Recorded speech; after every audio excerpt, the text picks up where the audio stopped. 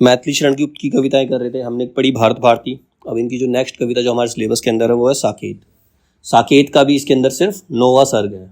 Syllabus के अंदर साकेत का 9वां सर्ग ही लिया गया है इसके अंदर। इसका जो प्रकाशन वर्ष है वो 1931 ईस्वी है। यह 12 सर्गों में विभक्त। वैसे साकेत के अंदर 12 सर्ग दिखाए गए हैं, बताए गए हैं। ये 12 सर्गों में विभक्त महाकाव्य है।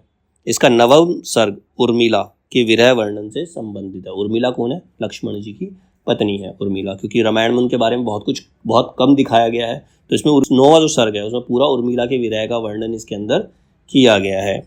अब जो पूरी कविता है इसमें 12 सर्ग है। 12 सर्ग कौन कौन सी हैं वो देख लेते हैं। पहला सर्ग जो है लक्ष्मण उर्मिला का प्रणय परिहास, उनके प्रेम का परिहास हुआ है। इसमें जो मूल छंद है वो पीयूष वर्षण है।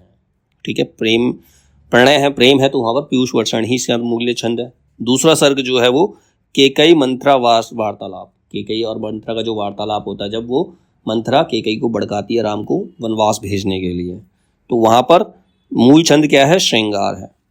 तीसरा दशरथ का विलाप, जब उनको राम जी को वनवास भेज दिया जाता है, साथ में लक्ष्मण और सीता भी चले जाते हैं, तो वहाँ पर दशरथ का विलाप दिखाया गया है तीसरे सर्ग के अंदर। इसका जो मूल छंद है वो सुमेरु है। चौथे सर्ग में गृहस्थ चित्रण है। इसका जो मूल छंद है वो हाकली यानी कि मानव है। पांचवा सर्ग जो है उसमें वनवास, पांचवें सर्ग के अंदर वनवास है। इसका जो मूल छंद है वो प्लवमगम है। छठा सर्ग, इस यहाँ पर छठे सर्ग के अंदर दशरथ की मृत्यु होती है। सातवां सर्ग जो है वो भरत का शोक और ग्लानि है। जब दशरथ की मृत्यु हो जाती है, भरत और शत्रुघ्न को मामा के यहाँ से बुलाया जाता है, तो भरत को जब ये जानकारी मिलती है कि उनके भैया को वनवास भेज दिया गया है, जिसके दुख में उनके पिता की मृत्यु हो गई, तो उनको बहुत ज़्यादा दुख होता है और अपने खुद के ऊपर ग्लानि होती है और खुद को जिम्मेवार मानते हैं इस चीज़ के लिए, क्योंकि सब कुछ उनकी माता ने किया। तो उसका जो छंद है वो सरस है। आठवें सर्ग के अंदर चित्रकूट वास, राम जी जब चित्रकूट में वास करते हैं, इसका जो मूल छंद है वो राधिका छंद है। 9वें सर्ग में उर्मिला का विरह दिखाया गया है, इसमें विविध छंदों का प्रयोग किया गया है। 10वां सर्ग, इसमें विरह वर्णन किया गया है, इसमें वियोगिनी छंद है। 11वां सर्ग जो है इसमें युद्ध का वर्णन है, जहाँ पर जब मेन रोल हनुमान जी का दिखाया गया है जब लंका में युद्ध हो रहा था। इसमें जो छंद है वो वीर छंद है।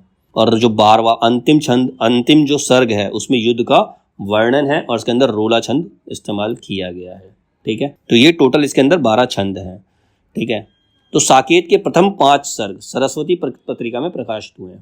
पहले 5 सर्ग जो हैं यानी कि लक्ष्मण उर्मिला का प्रणय परिहास, केकई मंथरा वार्तालाप, दशरथ का विलाप, गृहस्थ चित्रण और वनवास, ये जो 5 सर्ग हैं ये सरस्वती पत्रिका के अंदर प्रकाशित हुए।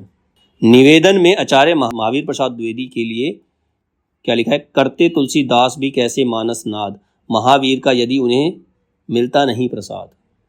मतलब तुलसीदास को रामचरितमानस लिखने के लिए किसने प्रेरित किया? महावीर। ठीक है, महावीर प्रसाद द्विवेदी से प्रेरित थे वो। ठीक है, और फिर समर्पण, इसके अंदर समर्पण दिखाया गया पिता के लिए। साकेत काव्य का सृजन कवि की दीर्घकालीन काव्य साधना का परिणाम है। मतलब बहुत लंबे समय तक उन्होंने काव्य साधना, मतलब कविता, कोई भी कविता एक दिन में नहीं लिखी जाती, उसको लिखने में सालों लग जाते हैं। हर चीज़ को समझना पड़ता है, उसमें अलंकारों का इस्तेमाल, छंदों का इस्तेमाल, हर चीज़ का इस्तेमाल करके लाइनों को जोड़ना पड़ता है। तो एक एक कविता को लिखने में 3-3, 4-4 साल भी लग जाते हैं। तो वही है, ये काव्य सृजन कवि की दीर्घकालीन काव्य साधना का परिणाम है।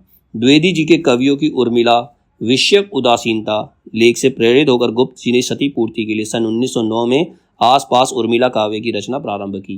मतलब कि रामायण में कितनी ही रामायण लिखी गई, वहाँ पर उर्मिला का इतना वर्णन नहीं मिलता, तो इसी चीज़ को पूरा करने के लिए उन्होंने उर्मिला के लिए कोई रचना प्रारंभ की थी। अब 9वां सर्ग, ये 9वां सर्ग जो हमारे सिलेबस में है, 9वें सर्ग में गुप्त जी ने उर्मिला की विरह की पीड़ा को व्यक्त किया है। उर्मिला लक्ष्मण को बंधन का नहीं मुक्ति का संदेश देती है। उसे खुद से बांधना नहीं चाहती, उसे खुद से मुक्त कर देती है। विरह में उर्मिला पशु पक्षी वनस्पति आदि को संबोधित करके बातें कहती हैं। मतलब अपनी बातें पशु पक्षियों के जरिए, वनस्पति मतलब जो नेचर है, एनवायरनमेंट है, उसके जरिए उनको संबोधित करके अपनी बातें कहती है। विरह का षड ऋतु वर्णन है। षड ऋतु वर्णन मतलब ऋतुएं 6 होती हैं। ज़्यादातर लोगों को तो सर्दी, गर्मी और बरसात और बसंत 4 ही पता होती हैं, लेकिन ऋतुएं क्या होती हैं? 6 होती हैं। 6 कौन कौन सी है?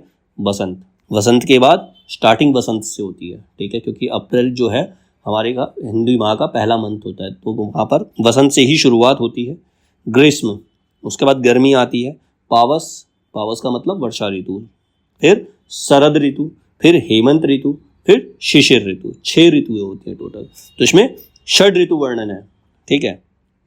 इसमें भवभूति का उल्लेख किया गया है, सती की कथा का उल्लेख किया गया है। अब उसके अंदर जो पात्र कौन कौन है, शुक, शुक मतलब तोता, शशक, शशक मतलब खरगोश, कपोत, कपोत संस्कृत वर्ड है सारे, शुक संस्कृत वर्ड है, तोता हिंदी वर्ड है, ठीक है। तो तत्सम और तद्भव होते हैं, ठीक है, मतलब तोता हो गया तद्भव, वो हो गया तत्सम, तो संस्कृत और हिंदी वर्ड है। शशक संस्कृत वर्ड है, इसका हिंदी हो गया खरगोश।